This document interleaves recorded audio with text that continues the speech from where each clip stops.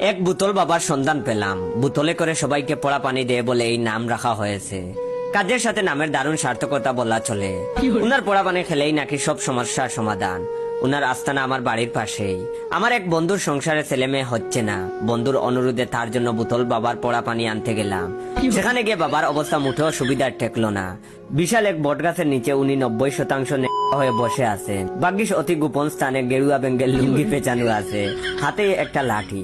বাবা মাটির দিকে তাকিয়ে হালকা মাথা দুলাচ্ছেন আর ফিসফিস করে কি যেন জপ করছেন। বুতল বাবার পাশে উনার নিবেদিত বক্তকুল মাথালের মতো দুলতে দুলতে আগরবাতির দুয়া ছড়াচ্ছেন। ওই মুহূর্তে কোথা থেকে এক মধ্যবয়সী মহিলা দৌড়ে এসে উনার পায়ে লুটিয়ে পড়লো। বাবার পরনের লুঙ্গি ধরে টানতে টানতে চিৎকার সরে বলতে লাগলো, বাবা গো, আমার কিডনিতে পাথর হয়ে গেছে, আমারে বাঁচান, আমি শেষ, একটা কিছু করেন, একটা কিছু করেন। মহিলা লুঙ্গি টানাটানিতে বুতল বাবাকে বেশ বিরক্ত মনে হলো।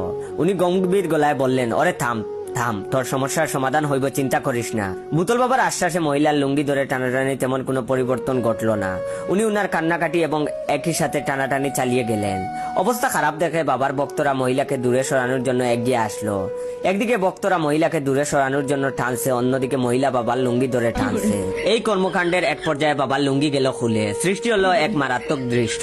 বাবার শরীরে যে 10% লুঙ্গির আড়ালে ছিল সেটাও চলে আসলো চোখের সামনে। ভক্তরা তখন বুতল বাবাকে চেংডুলা করে অতি দ্রুত সাধনা করে নিয়ে গেল। বাবার সম্মান বাঁচানো বলে কথা। আমি খেয়াল করে দেখলাম বুতল বাবার গেরুয়া রঙের লুঙ্গিটি তখন মহিলার হাতেই ধরা।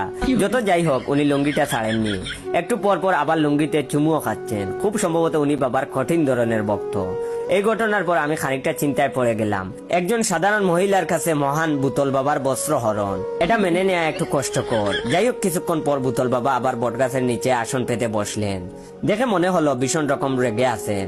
অবশ্য যা ঘটলো তাতে রেগের টাকাটা স্বাভাবিক। তারপর আমি একরকম বয়ে বয়ে উনার কাছে গেলাম। আস্তে আস্তে করে বললাম, ইয়ে মানে আমার এক বন্ধুর সংসারে বাচ্চা কাচ্চা হচ্ছে না, যদি কিছু একটা ব্যবস্থা। পুরো কথা বলার আগেই বাবা আমাকে থামিয়ে দিলেন।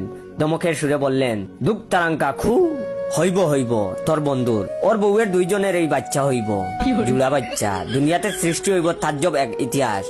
আমি তখন ডুব গিললাম। তারপর মিনমিন করে বললাম, না মানে বন্ধুর বাচ্চা হওয়ার বিষয়টা থাক, ওইটা বেশি বাড়াবাড়ি হয়ে যাবে, শুধু ওর বউয়ের বাচ্চা হলেই হবে।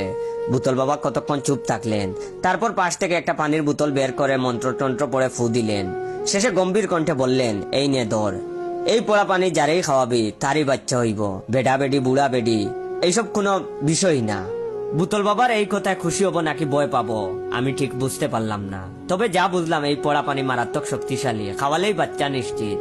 বাবার পোড়া পানি নিয়ে বাড়িতে আসলাম। যেই না বাসায় ঢুকতে যাব, অমনি